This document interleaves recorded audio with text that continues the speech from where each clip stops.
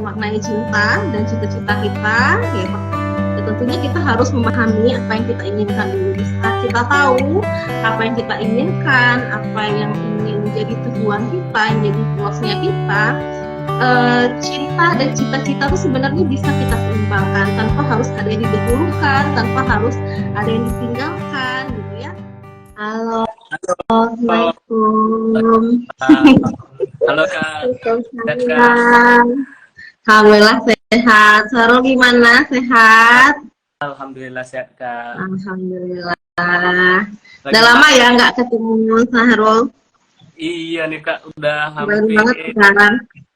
Terus kayaknya akhir tahun kemarin ya Kak ya? Udah lama kayaknya Kak.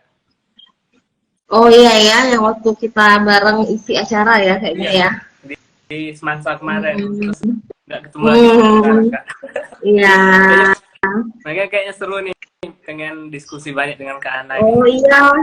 Kakak udah lama nggak live Instagram, jadinya akhirnya kan harus live ya biasanya. Ternyata bisa tinggal join doang. Tuh. Tapi terus sih, Kakak udah memberikan kesempatan untuk live bareng di malam minggu ini Kak. Di mana para muda-mudi sedang malam mingguan, dan tema yang kita angkat pun pas Kak untuk anak-anak muda Kak sekarang. Iya. Oh iya. Kan boleh gimana tuh? Mungkin ada yang dirasakan dulu tentang perasaan saat ini, Sahrul. Kalau untuk perasaannya aman, nggak ada masalah insya Allah. Aman ya. Nah, ini Kak, sebelum kita lebih jauh, tentu Kak kawan juga ingin tahu nih Kak, kalau dalam ilmu psikologi, cinta itu apa sih Kak, gitu loh? Apakah ada definisi khusus di ilmu psikologi gitu loh Kak? Oke, mungkin kita kenalan dulu, kita kenalan dulu atau enggak nih Sahrul? Iya, siapa dulu nih Kak? Saking semangat. Iya. Semangat jadi lupa Kak. Iya, halo teman-teman semua.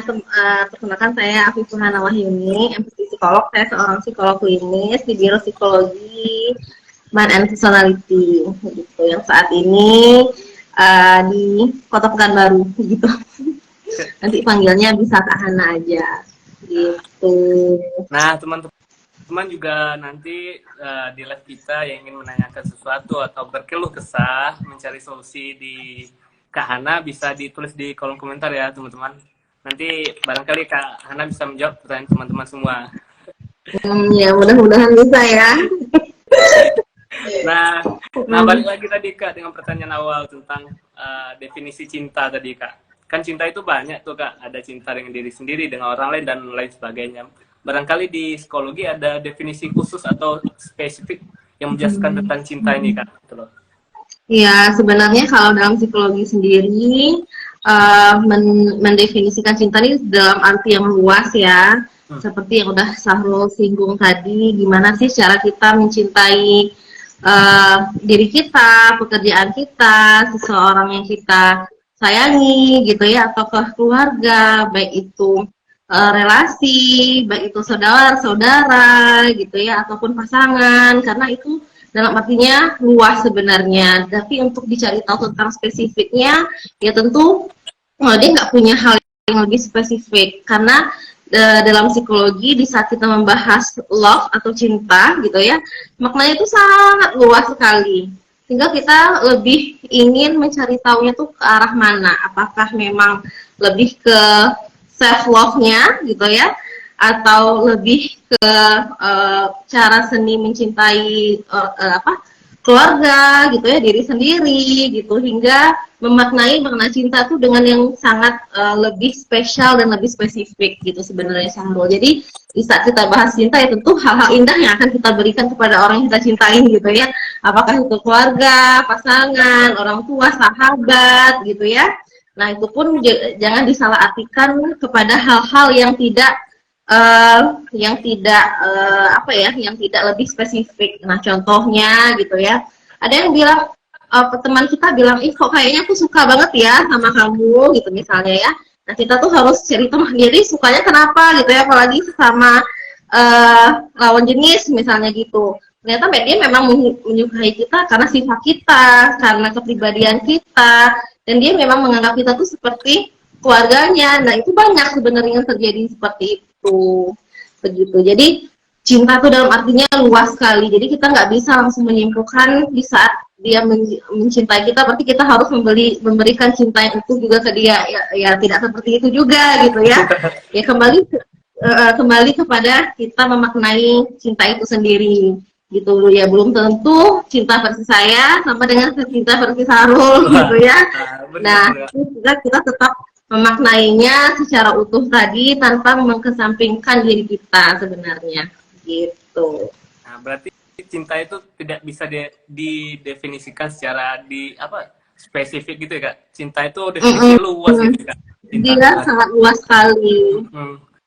Nah, begitupun di saat cara pandang kita memaknai hal apa yang kita sukai, kita mencintai pekerjaan kita gitu ya. Kenapa seseorang ini bisa survive di saat ada tantangan gitu ya. Nah, salah satu faktornya ya karena dia mencintai dan meminati hal yang dia lakukan gitu. Sama lah seperti Sahrul gitu kan, lagi S3 habis itu kerja sana kerja siang malam gitu misalnya gitu kan. Nah, tapi kita tetap survive gitu kan, karena itu adalah satu hal yang kita cintai dan kita memiliki tujuan yang jelas juga terhadap cintanya itu nanti gitu. Memang cinta itu butuh kejelasan gitu ya Kak, harus dibawa kemana dan lain sebagainya. Nah, terkait dengan tema kita malam ini kan ada mengungkap tentang cinta, mengejar cita-cita dan menavigasi masa depan gitu loh. Nah, kadang di usia Sarul dan teman-teman lainnya di usia yang rentan generasi Z lah ya Kak ya, terutama kadang tuh bingung Kak ketika mereka jatuh cinta, kadang lupa dengan masa depan mereka. Bukan lupa sih, lebih lebih memprioritaskan cinta dan di bawahnya adalah cita-cita masa depan mereka. Itu gimana ya Kak ya, mengendalikan dan mengimbangi hal tersebut Kak? Nah ya, itu sebenarnya yang banyak terjadi ya Sahrul ya, di saat seseorang ini lagi di masa pendidikan misalnya gitu ya, lalu dia lebih memilih mengorbankan pendidikannya gitu, dalam artian tidak menyelesaikan studinya gitu ya, dan lebih memilih untuk membina relasi dengan orang yang baru gitu ya. Padahal sebenarnya itu pilihan ya, di setiap apapun yang kita lakukan itu pilihan sebenarnya. Namun memang kita harus melihat lagi kelebihannya apa dan kekurangan itu seperti apa gitu Sahrul. Nah, maksudnya itu gimana? Ya tentu di saat kita lebih memilih pasangan kita, lebih memilih cintanya gitu ya, dalam artian ini cintanya ini masih belum, kalau misalnya oke nih dia memilih untuk menikah gitu ya, jadi lebih jelas juga nih. Tapi kalau dia lebih kadang memilih pacaran, karena saya banyak tuh penemunya kayak gitu Sarul, dia nih rela dia untuk pacaran gitu ya, untuk bayarin pacarnya kuliah misalnya gitu kan, habis itu dia memberikan perhatian full kepada pasangannya, tapi dia tidak mendapatkan jati dirinya lagi, dia tidak menemukan apa yang dia inginkan dalam hidup. Jadi itu kan sebenarnya tidak fair ya untuk diri kita sendiri, padahal diri kita tuh juga butuh diperjuangkan seperti itu gitu ya. Meskipun pasangan kita tidak memperjuangkan cinta seperti itu, setidaknya kita kan setidaknya kita membutuhkan hal yang seperti itu ya. Kalau bukan diri kita yang melakukannya, ya siapa lagi gitu kan. Kalau bukan diri kita yang melakukannya, siapa lagi? Karena ya seperti yang kita tahu, kita pun punya sahabat misalnya gitu ya, tapi di saat sahabat itu pergi, ya tetap yang support diri kita ya diri kita sendiri, yang jadi sahabat diri kita ya diri kita kembali gitu ya. Begitupun dengan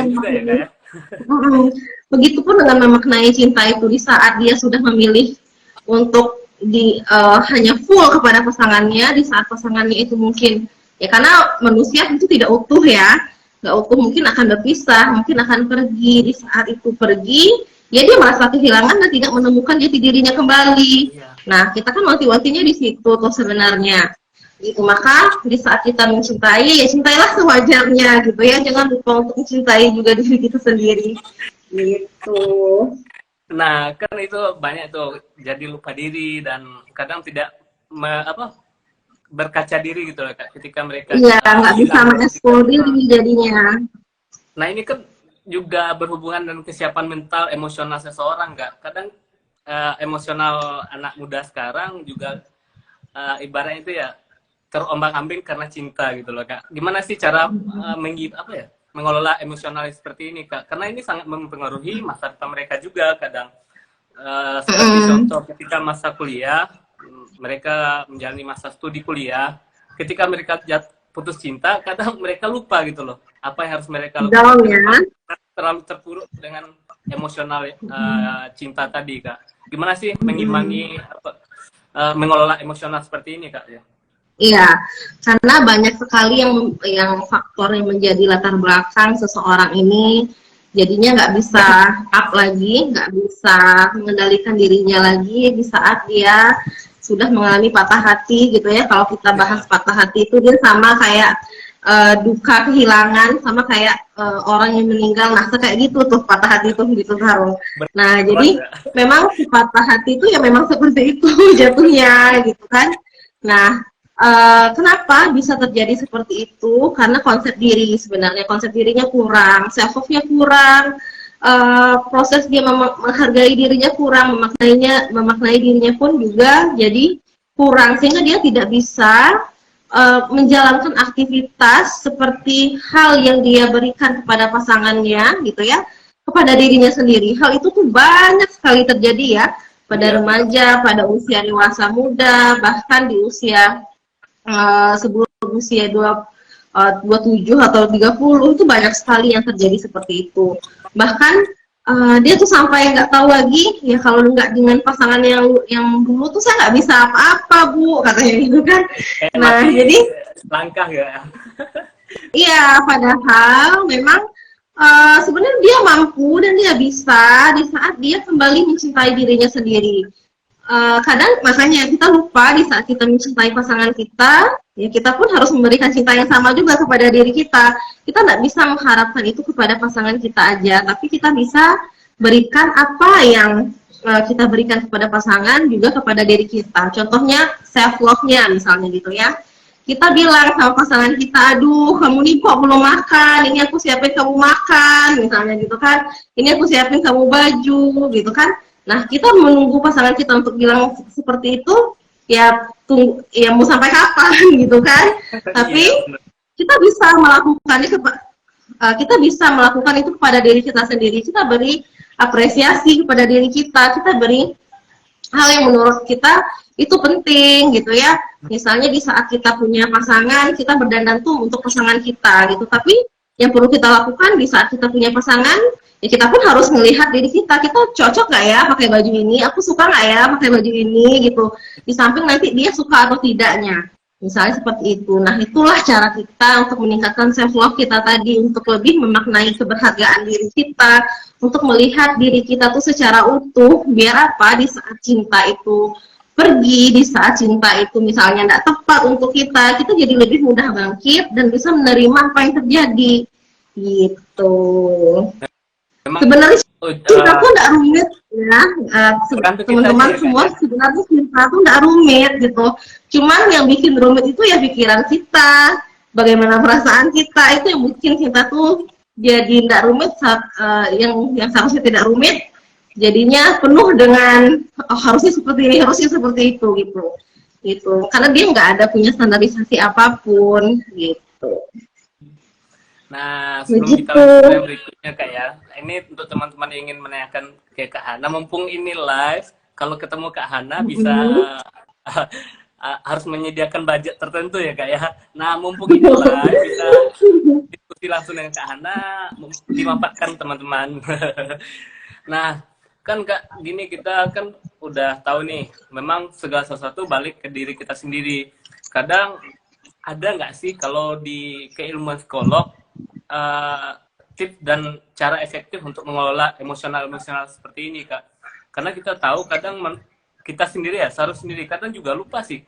Awalnya bisa menasihati orang, ketika kita balik ke diri sendiri, kita tidak bisa gitu Kak menerapkan di diri kita sendiri. Apa sih? Iya. Iya, benar. Kadang di suatu waktu gitu ya, di saat pun kita tahu gitu ya apa yang harus kita lakukan, tapi kita nggak tahu nih mulainya dari mana ya. Yang pertama yang harus dilakukan adalah take your time. Pertama, kita take your time, kita mencari tahu apa sih sebenarnya yang kita ini inginkan gitu ya.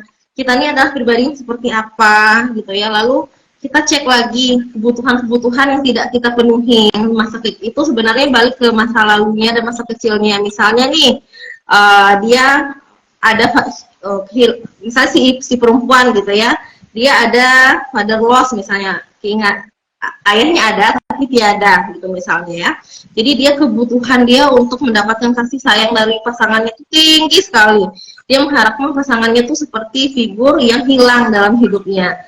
Nah itu pun juga harus di cross check. Kita nggak bisa selalu menyamakan persepsi kita ataupun apa yang kita rasakan kepada orang yang seharusnya tidak melakukan hal yang kita inginkan gitu ya. Nah jadi memang pada dasarnya di saat kamu ambil waktu untuk dirimu sendiri, kamu melihat apa yang bermakna pada dirimu sendiri, kamu tahu apa yang harus kamu lakukan gitu ya. Nah jadinya kita merasa lebih lega dan biasa lebih rileks untuk memaknai, oh iya ya, aku nih ada yang lupa nih, aku lupa di saat aku harus aku harus perhatian sama pasangan, aku juga harus perhatian loh sama diriku sendiri gitu. Kadang di saat kita udah asik berdua gitu ya, atau sama pasangan kita lupa. Ya kita pun juga butuh waktu untuk sendiri sebenarnya untuk memaknai itu gitu. Nah yang kedua selain take your time tadi, mungkin kita butuh lingkungan yang juga support untuk itu. Dalam artian ya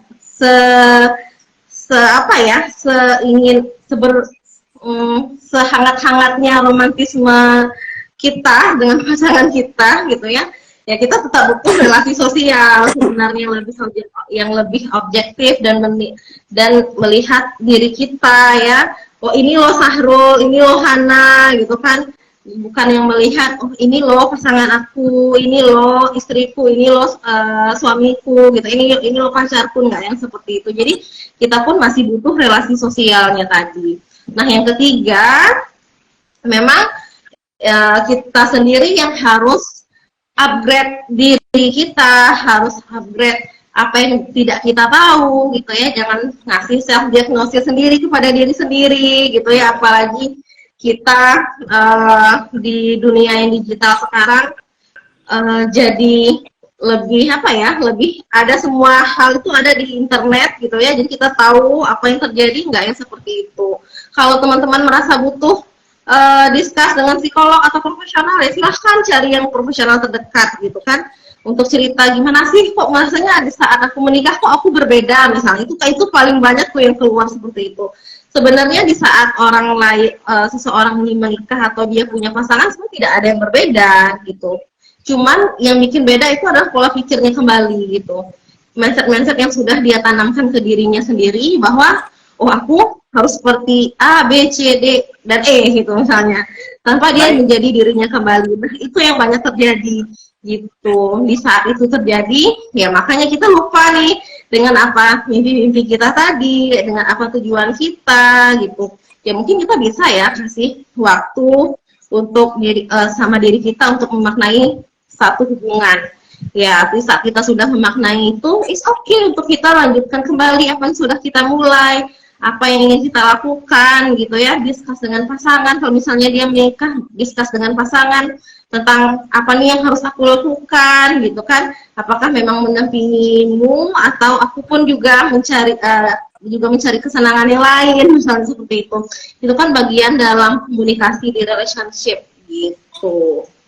Nah, itu kan masa cinta kan sedikit tergambarkan dari Kak. Nah, ketika kita membahas masalah cinta tadi, Kakak sempat menyinggung ketika adanya internet.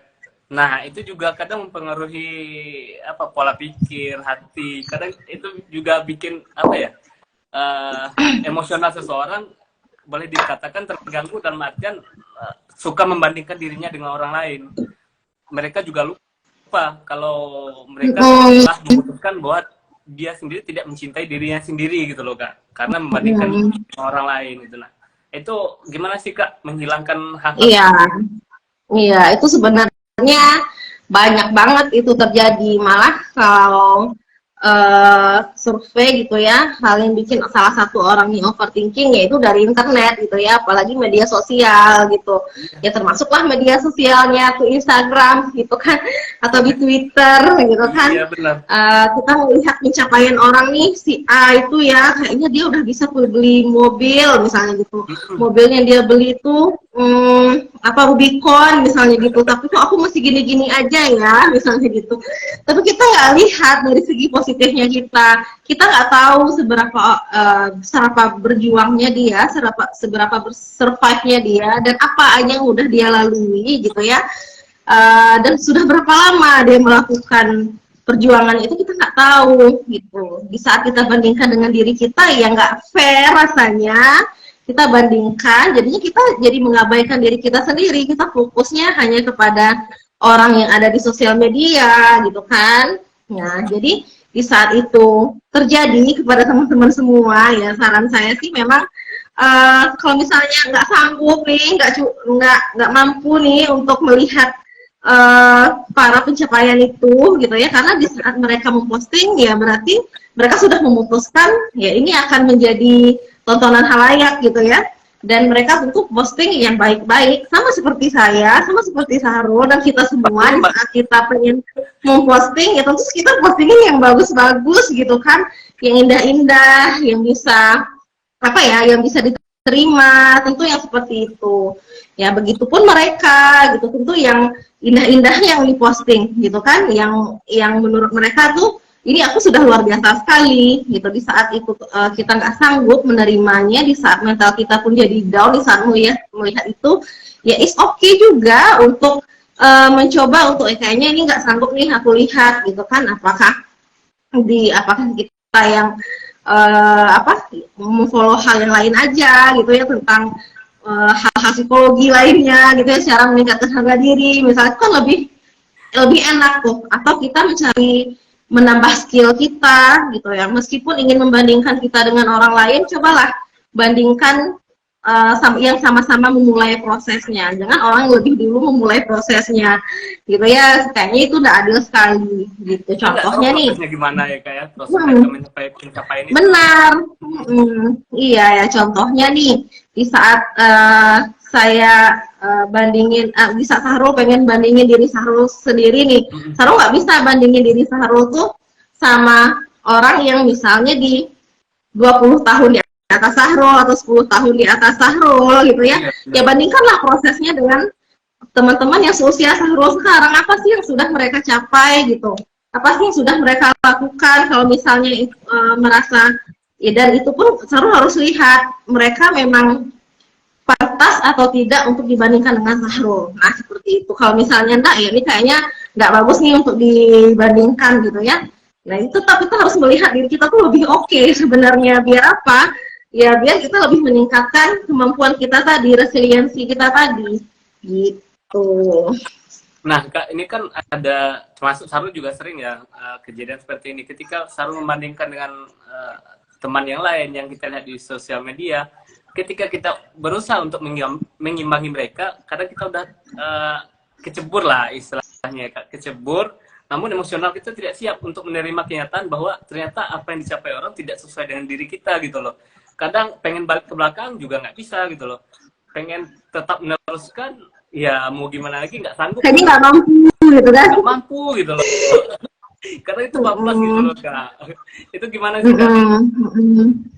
Iya, di saat kita merasa itu kita nggak sanggup dan kita merasa kayaknya kita menyalahkan diri kita terhadap sesuatu yang terjadi, berarti itu nggak sehat untuk kita dong, ya kan?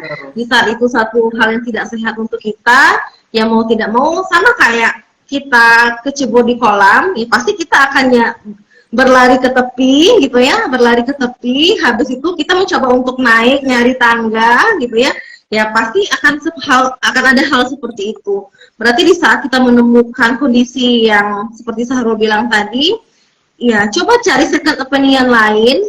Apakah ada teman di saat itu, kan pola lingkungan ya sebenarnya. Kita punya lingkungan yang seperti itu ya. Bisa aja kita tetap di lingkungan itu gitu ya, tapi kita punya second opinion lingkungan yang lain yang bisa lebih mensupport kondisi kita saat ini gitu. Jadi serta merta tuh kita nggak yang begitu tercebur sekali, kita cuma tahu oh oke, begitu ya cara polanya, oke begitu ya mereka cara kerjanya gitu. Meskipun kita tahu dan tidak bisa melaksanakannya di saat itu, bukan berarti di masa depan kita nggak bisa melakukan hal yang sama ya. Kita pasti bisa melakukan hal yang sama, cuman waktunya yang berbeda-beda, time-nya yang berbeda-beda, bukan ya. Semua orang masih punya kesempatan di saat dia mau berusaha sih pada intinya gitu. Dia punya kemauan yang gigih dan punya usaha yang kuat, dan pasti akan ada saja jalan untuk menemukan sesuatu yang kita inginkan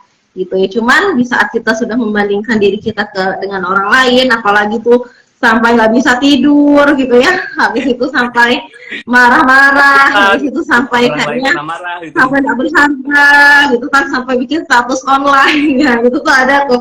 Jadi itu pun jadi nggak sehat sebenarnya untuk kita di saat sudah seperti itu.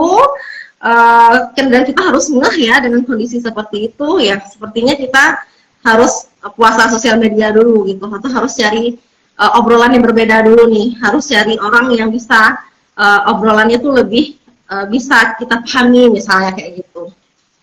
Dan itu sebenarnya terjadi bukan hanya di anak remaja saja, di masa dewasa pun iya, di masa dewasa madya pun juga terjadi hal-hal yang seperti itu. Cuman memang tergantung kemampuan dan skill kita itu tadi untuk mengelolanya.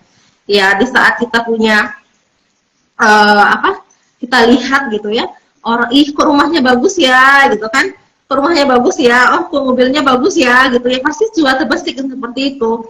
Ya tapi tetap kita balik lagi ke diri kita, gimana cara kita mengelolanya nanti gitu. Jadi kalau kita selalu membandingkan dengan orang lain, navigasi kita untuk mencapai cita-cita kita sendiri jadi terlupa jadinya ya Kak. Kita fokus dengan tujuan orang lain jadinya ya Kak ya.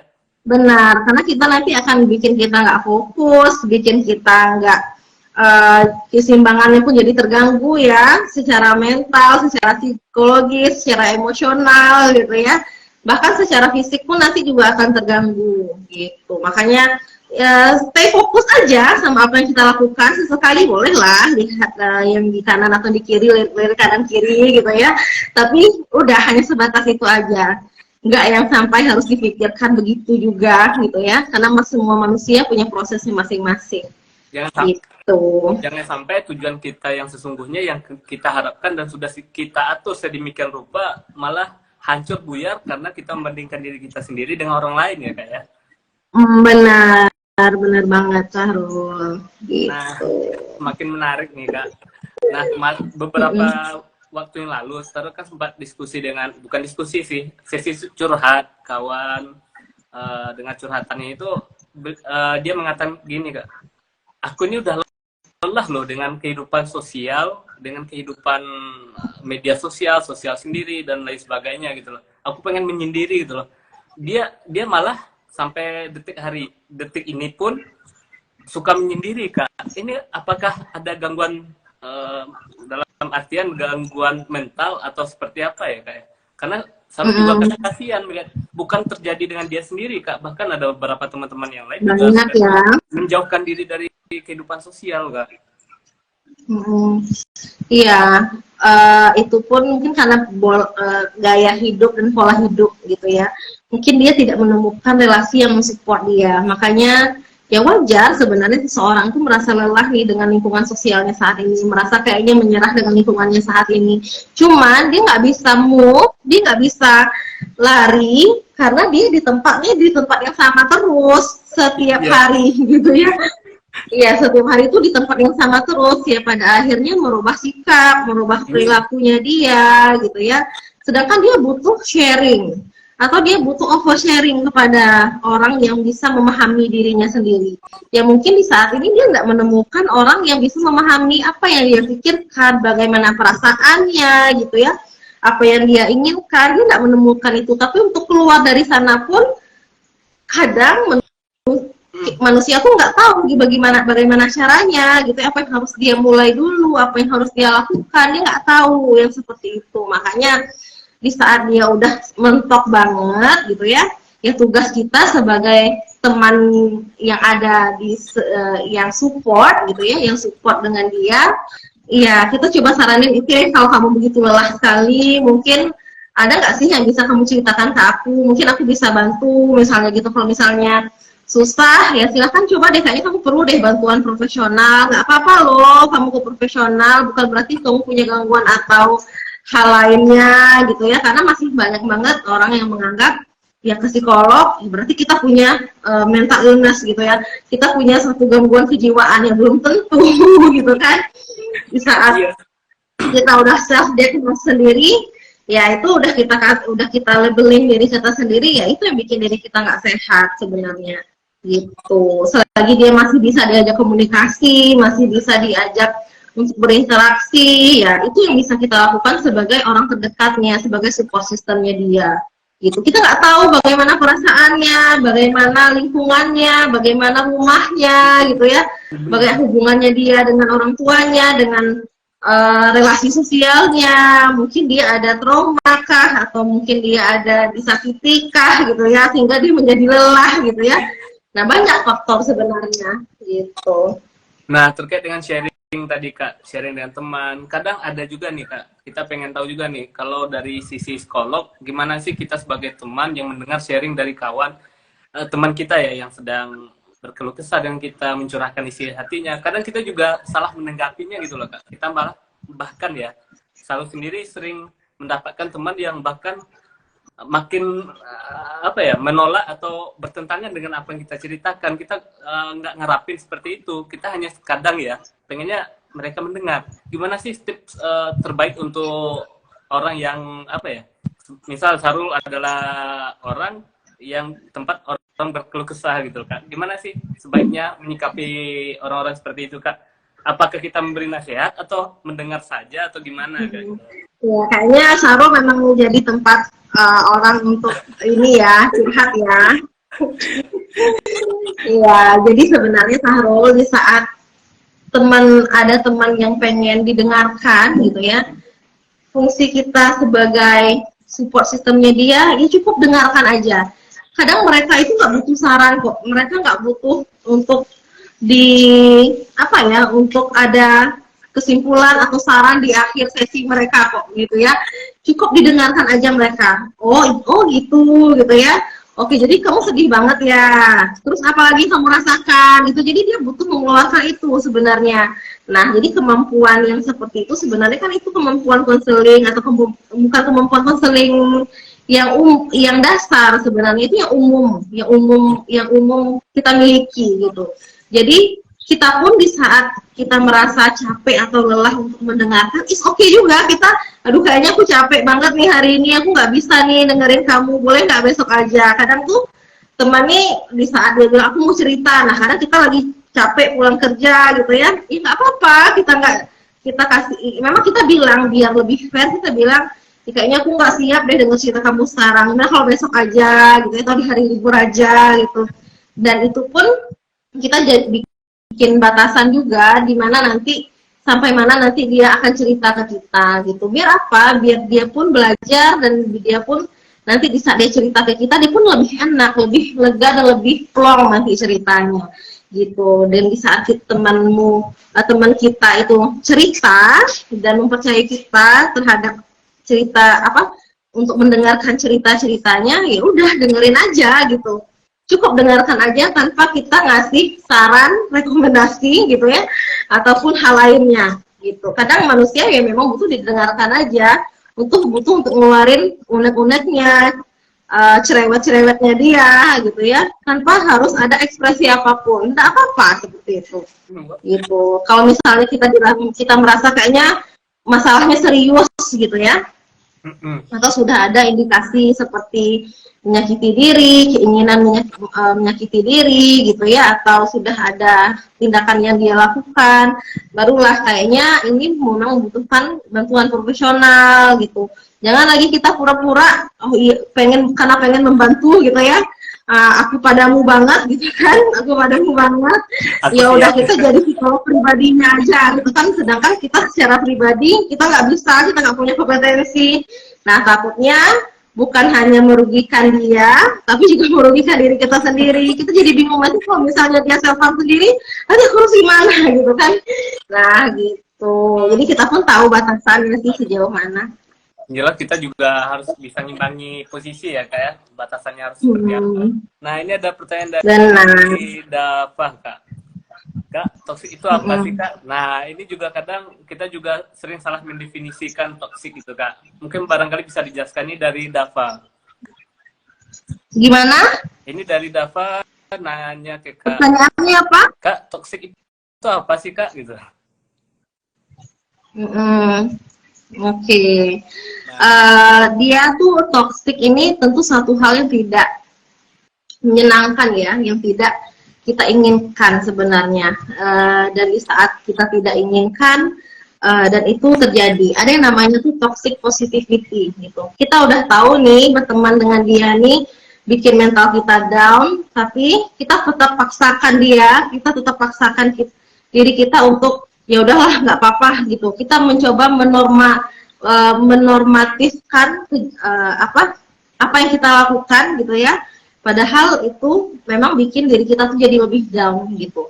Itu biasanya terjadi di hubungan relasi pertemanan gitu ya, hubungan pasangan gitu ya. Kita udah tahu nih pasangan kita nih, di saat kita dengan pasangan kita, contohnya dengan pacar lah ya, dia nih sering berkata kasar, dia sering mukul gitu ya, atau misalnya dia udah melakukan tindakan-tindakan yang kayaknya tidak seharusnya dia lakukan sebagai manusia kepada kita gitu ya, tapi kita tetap bertahan gitu. Dah di saat itu bertahan, nah itu yang namanya si toksik ini. Kita memang toksik ini kan dia kaitannya dengan sesuatu yang yang tidak bisa kita terima, yang tidak bisa kita terima gitu. Nanti di saat itu memang sesuatu yang tidak bisa kita terima, kayaknya memang dianggap sebagai belenggu gitu ya.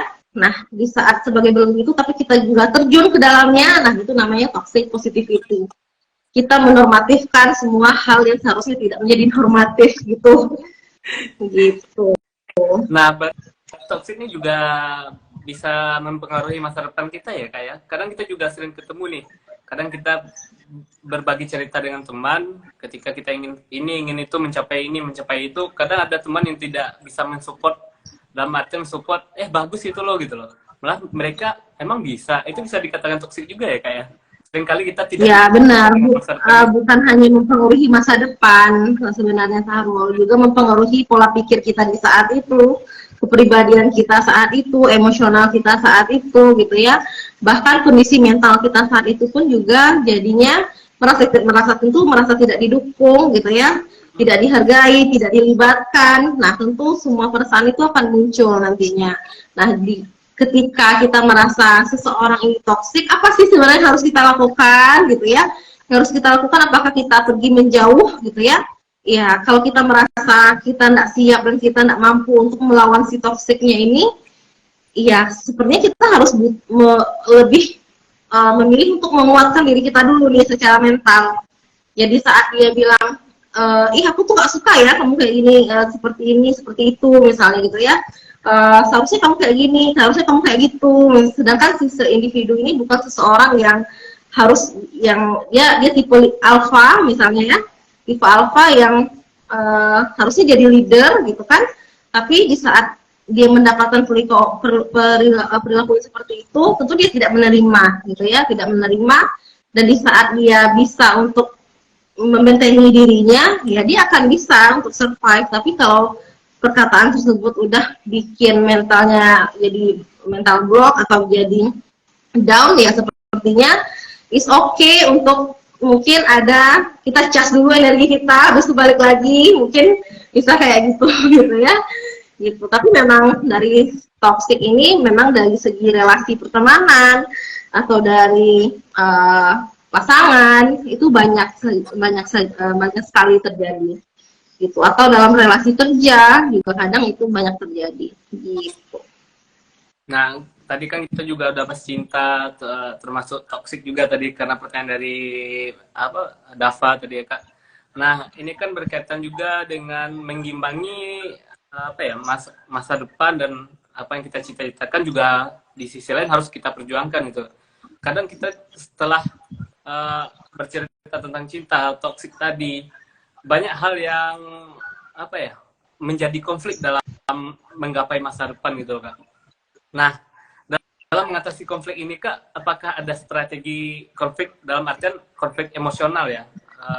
Bisa berbagi dengan kami ya Kak ya? Karena ini kami juga butuh, apalagi teman-teman yang sedang menjajaki masa depan dalam usia-usia memang rentang terhadap emosional yang stabil itu loh Kak. Iya benar, tentu di saat antara cinta dan cita-cita gitu ya, tentu harus ada yang kita prioritaskan tuh apa gitu. Di saat misalnya nih seseorang yang dia targetnya nanti S3 nih di usia 28 tahun gitu, atau di 30 tahun tuh dia harusnya selesai S3 misalnya gitu. Tapi itu tidak tercapai karena dia menikah misalnya, belum tercapai. It's okay juga itu untuk kita kasih toleransi gitu. Di saat apa yang sudah kita rencanakan ya nggak harus semuanya terrealisasi di saat itu gitu ya. Yang pertama memang kita harus cari tahu prioritas kita itu apa. Kadang ada orang ya yang sudah menikah, dia lebih memilih untuk ya udah deh aku nggak mau kerja deh, kalau dia perempuan ya aku nggak mau kerja deh, biarin suami aku aja yang kerja gitu, biarin deh aku menikmati diriku sendiri. It's okay juga untuk seperti itu gitu, karena itu pilihannya dia gitu. Nah di saat dia pengen kerja nanti itu gimana ya, dia akan memulai kembali gitu, dia akan memulai lagi karirnya jika memungkinkan gitu. Karena memang di saat kalau kita nggak tahu prioritas kita, jadi ambigu dan jadi bias, kita pun jadi nggak tahu apa yang harus kita lakukan sebenarnya. Jadi makanya tentukan prioritas yang pertama. Yang kedua, memang kita harus namanya kasih toleransi ke diri kita sendiri. Toleransi dalam hal apapun itu, gitu. Dalam segi kita bekerja, segi kita bersikap, cara komunikasi kita, karena di saat kita memulai relasi baru atau dengan kita punya lingkungan baru, punya lingkungan pertemanan baru, tentu komunikasi kita tidak bisa kita paksakan untuk sama dengan lingkungan kita. Tentu kita harus berikan kesempatan juga untuk mereka ya biar bisa berkomunikasi dengan kita ya. Yang pertama kita memang harus harus berikan toleransi ya. Yang kedua memang kita harus tentukan tujuan fokusnya kita itu kemana tadi gitu. Jadi tentukan prioritas. Jadi di saat dua ini sudah kita miliki sebenarnya, yakin dan percayalah. Jadi kita tuh nggak akan bingung-bingung lagi. Kita nggak akan merasa ada yang hilang dari diri kita gitu ya. Kita nggak merasa kayaknya aku orang berbeda gitu ya. Pada dasarnya ya kita tetap diri kita sendiri gitu ya. Meskipun statusnya aja yang berbeda. Misalnya kalau dia udah kerja ataupun dia udah menikah ataupun dia punya pacar, ya seharusnya diriku tidak menjadi diri yang pribadi yang berbeda, ya diriku tetap diriku gitu. Cuman kita ngasih toleransi dan kita ngasih kesempatan diri kita untuk memaknai apa yang terjadi gitu. Dengan seperti itu kita pun jadi lebih enjoy, jadi lebih menikmati hidup kita nggak diburu-buru sesuatu gitu ya, kayaknya dikejar-kejar target terus, nggak ada kayak gitu kadang kawan mau cepat juga gitu. Iya. Atau kayak Sahrul sekarang gitu kan, saking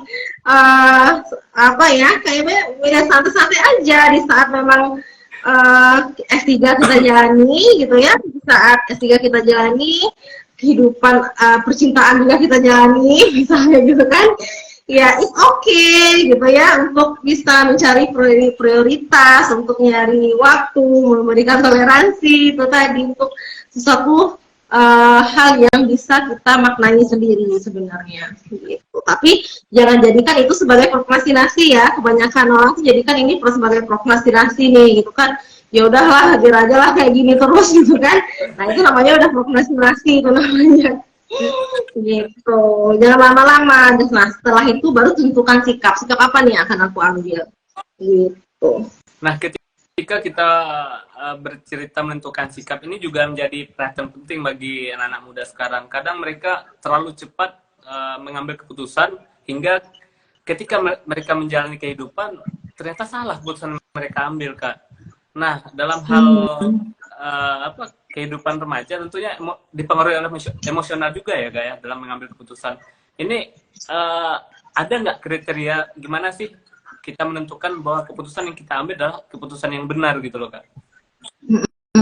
Iya, ada nggak sih kriterianya gitu ya? Kalau dibilang kriterianya ada atau enggak tuh, ya tentu nggak ada. Di saat keputusan yang kita ambil ya, mungkin nggak semua orang tahu gitu ya. Di saat keputusan yang kita ambil, kita tuh satu paket sama risiko-risikonya gitu ya. Misalnya di saat kita memutuskan untuk memilih pasangan kita, ya tentu kita udah satu paket menerima dia, kekurangannya dia, kelebihannya dia, gitu ya. Dan di saat kita memilih karir kita dan fokus dengan karir kita, ya tentu kita juga fokusnya ke karir, gitu kan. Tentu kita hanya melihat, oke, gimana ke depannya, apa yang harus aku lakukan untuk karir ini, bikin karirnya makin bagus, bikin karirnya nih jadi lebih melejit, gitu kan. Nah itu, jadi kalau ditanya gimana sih caranya kita menentukan keputusan ini baik atau tidaknya, gitu ya, ya tentu dengan diri kita tuh secara sadar dan diri kita tuh secara mampu dan mau gitu ya bertanggung jawab atas semua risiko-risikonya Sahrul gitu. Sebenarnya di saat kalau saya bilang sih nggak ada keputusan yang tidak tepat. Di saat itu namanya keputusan, yaitu ada sesuatu pilihan yang sudah kita pilih gitu, yang ada satu pilihan yang sudah kamu pilih gitu ya, dan kamu harus bertanggung jawab atas itu. Di saat mau itu, kalau menurut orang mungkin ada yang benar, ada yang salah gitu ya dari segi pandangan orang, tapi belum tentu dari segi si individu ini adalah satu hal yang salah gitu. Bisa jadi menurut orang lain salah, menurut si individu ini nggak salah gitu. Jadi memang kembali lagi di saat memutuskan keputusan, ya mungkin bisa mempertimbangkan yang namanya kondisi psikologis gitu ya, tidak terdesak-desak dalam mengambil keputusan, tidak terburu-buru, tidak di bawah tekanan gitu ya, atau kayak ya kayak dikejar sesuatu gitu kan, jangan seperti itu. Jadi memang secara sadar gitu ya, kalau di segi hukumnya tuh memang harus sadar ya, harus sadar dan harus ada, dia harus here and now ya, di sini dan saat ini gitu kan, gitu. Nah ini juga menarik sih Kak terhadap ekspektasi masa depan. Nah ketika kita berbicara masa depan, kadang salah satunya ada ketika kita ingin menikah, ketika kita ingin melangkah ke jenjang lebih tinggi, kadang kita terlalu berekspektasi yang lebih tinggi. Ketika kita kembali lagi seperti cerita sebelumnya, ketika kita sudah berada di situ, kita nggak menyangka kalau itu tidak sesuai dengan kita, maka kita tidak mampu seperti itu gitu loh Kak. Apalagi kita sudah berhubungan dengan namanya pasangan hidup gitu loh Kak. Ini gimana sih mengelola emosional antara satu pasangan dengan pasangan lain? Iya, sebenarnya itu sebelum menikah tuh ada yang namanya konseling pranikah. Kita harus cek kesiapan kita. Kalau misalnya masalah pernikahan ya, kita harus cek kesiapan mental kita. Apakah memang dari segi mental nih aku oke nggak ya gitu. Kalau dari segi mental saja dia tidak oke gitu ya, ya untuk dari segi A, B, C, D-nya pun dia nggak akan oke gitu.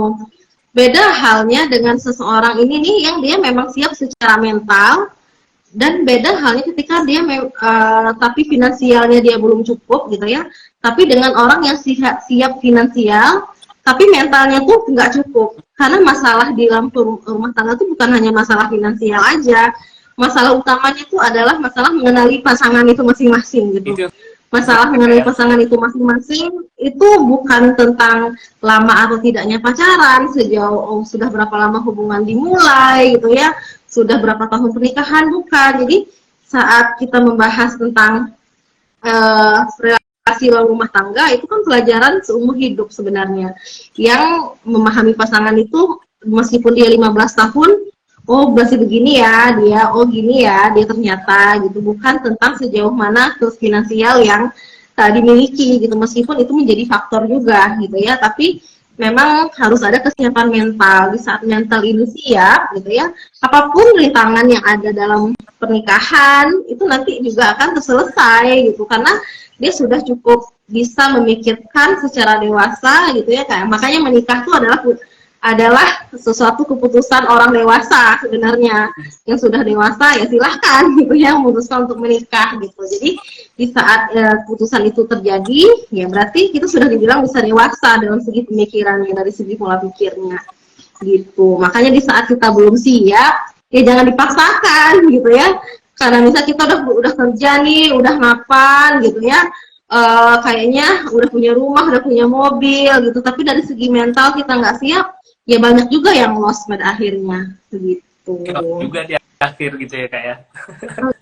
Ya banyak juga yang lost pada akhirnya gitu ya, karena ya karena nggak bisa menyatukan pola komunikasi ini tadi gitu. Bukan dari tentang usianya, bukan dari tentang sejauh mana pengalaman yang dia miliki gitu ya sama lawan jenis, tapi memang dari segi kesiapan mentalnya. Karena di saat kehidupan pernikahan itu memang diujinya ya pertama dari segi mental ya, dari segi mental.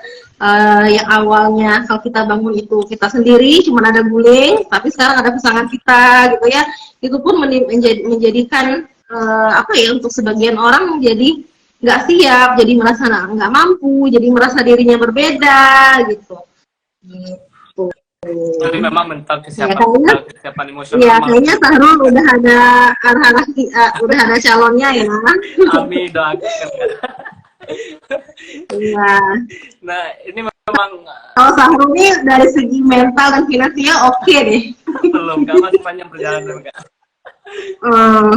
Karena menyamakan visi misi itu memang agak sulit kak ya kak ya. Memang butuh proses menentukan visi dan misi agar Iya, karena di saat pernikahan pun visi kan kita harus jelas dulu visi misi menikah itu memang untuk apa, menikahnya untuk apa sih? Apakah pengen punya anak aja gitu ya, atau pengen membangun keluarga, ya keluarganya seperti apa gitu ya. Kadang orang menikah tuh bukan hanya untuk punya anak aja, sebenarnya banyak yang dia inginkan gitu. Nah, itu yang harus disamakan. Nah, kalau visi kita dan pasangan kita berbeda, dan kita masih mau memaksakan itu, coba cari jalan tengahnya itu kayak gimana. Gitu. Di saat sesuatu yang tidak bisa dipaksakan, ya contohnya dari segi beda agama gitu ya, ataupun yang satu pengen child free, yang satu nggak pengen child free gitu kan, itu pun jadi pertimbangan sebenarnya. Memang sebelum menikah komunikasi yang lebih intens ya kak ya. Iya, memang harus memaknai pernikahan itu sebagai satu hal yang sama dulu dengan dua orang ini, gitu. Nah, karena setiap keputusan yang kita ambil menentukan navigasi masa depan kita. Apakah kita tetap dengan tujuan utama kita, apakah kita akan mengubah tujuan kita yang setelah kita atur sebelumnya ya kak ya. Nah, menarik nih kak. Terakhir nih kak, karena nggak kerasa udah hampir 1 jam nih kak diskusi dengan kak. Iya ya, 1 jam luar biasa sekali kalau ngobrol sama Sahrul. Nggak kerasa ya kita ya. Nggak kerasa hampir 1 jam, baru lihat tadi nah udah 1 jam. Nah pertanyaan terakhir nih kak, ketika kita pola komunikasi yang baik dengan pasangan agar tidak terjadi hal-hal yang tidak diinginkan, dalam artian agar visi misi yang kita perjuangkan itu bisa sejalan gitu kak. Karena ada 2 jiwa yang kita satukan di sini. Dulu kita bercerita akan memperjuangkan A, sedangkan si pasangan memperjuangkan B. Kan beda tuh kak. Gimana sih kak agar satu gitu kak? Ini kan sulit. Iya. Itu kembali lagi ya. Menikah itu kan pola kita memahami pasangan seumur hidup sebenarnya. Di saat pasangan kita itu nggak bisa kita ajak ngobrol, ya gimana caranya kita mau cari teman hidup gitu ya. Sedangkan isi pernikahan itu ya hampir 90% itu ngobrol sebenarnya gitu ya. Ngobrol gimana tentang diri kita, diri dia, gimana kehidupan kita, gimana masalah finansial, apa yang harus kita lakukan, untuk anak gimana, dan bla bla bla gitu ya. Nah jadi di saat itu tidak tercapai gitu ya, apa sih yang harus kita lakukan? Yang pertama mungkin kita butuh namanya penengah gitu ya, butuh menemukan titik letak problemnya ini di mana gitu ya. Ya is okay, makanya kakak bilang ke Sahrul tadi, jadi saat kita belum siap untuk menikah tapi kita ingin menikah, terus apa yang harus kita lakukan? Nah sama halnya di saat kita menentukan visi dan misi pernikahan ini. Nah salah satunya dengan konseling pranikah. Sekarang ini banyak banget konseling pranikah itu yang ada, termasuklah di Kerinci itu juga kayak ada sebenarnya konseling pranikah itu gitu. Kalau dulu tuh biasanya saya sama rekan-rekan sejawat saya yang di biro ngadain itu gitu kan. Memang untuk uh, membagi ilmu gitu ya kepada caten-caten ini, calon pengantin ini, biar dia lebih matang dan lebih siap untuk menikah gitu sebenarnya. Lebih siap untuk menerima hadirnya orang lain selain dirinya gitu ya. Lebih siap lagi menerima bahwa nanti setelah menikah bukan hanya ada seksual saja tapi juga ada komunikasi di dalamnya gitu. Jadi untuk menemukan visi dan misi itu pun ya kita harus komunikasi, kita nggak bisa lewat telepati aja gitu kan. Kadang kakak pernah nemuin orang itu iya saya tuh pengen itu seperti A B C D kata istrinya kan, tapi suaminya bilang saya tuh nggak bisa bu seperti itu, saya tuh bukan orang pendengar yang baik, bukan yang bisa cerita gitu kan. Saya tuh kalau ada masalah tuh saya pengen pergi aja dulu, tapi mereka dia nggak ngomong gitu kan. Nah masalahnya pun juga kembali di komunikasi itu tadi. Jadi di saat dia ke konselor pernikahan, ya di saat itu didudukkan saya bilang, bapak pernah bilang nggak itu sama istrinya, atau istrinya pernah bilang nggak sama suaminya. Ternyata memang nggak ada obrolan itu gitu. Sedangkan dalam pernikahan tuh ya memang hampir semua istrinya tuh memang ngobrol itu tuh kayak ngobrol ya, cari teman ngobrol sebenarnya, teman ngobrol yang bisa dengerin kita, yang bisa memahami kita, yang kita pun juga bisa memberikan hal yang sama kepada dirinya gitu. Karena setiap manusia pasti ingin didengar ya kan? Iya, siapapun itu ya kak ya, mau cewek mau cowok gitu ya. Iya, gitu. Cuman cara menyikapi masalahnya mungkin yang satu nih harus silent treatment dulu, gitu kan? Nyelesain masalahnya tuh harus pergi dulu, nenangin dirinya dulu. Yang satu tuh harus di saat itu tuh harus selesai, gitu kan? Itu kan pola yang berbeda, gitu. Tapi itu kalau nggak dikomunikasikan juga jadi bahaya. Oh banyak banget itu kalau udah bahas itu seru banget jadinya kalau di meja konseling saya tuh.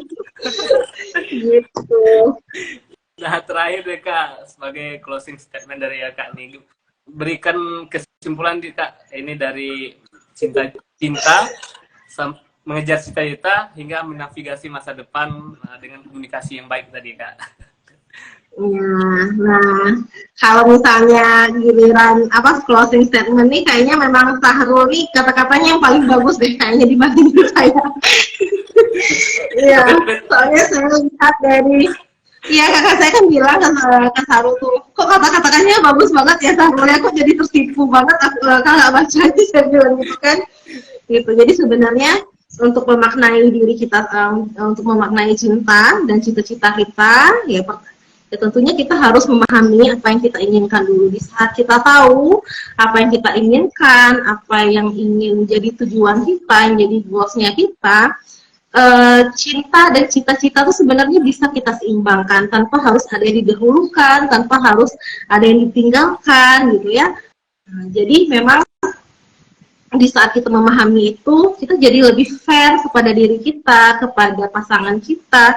Kita nggak melupakan diri kita yang utuh gitu, dan kita tidak melupakan pasangan kita, tapi kita bisa kok berlaku adil karena sebenarnya itu bukan pilihan.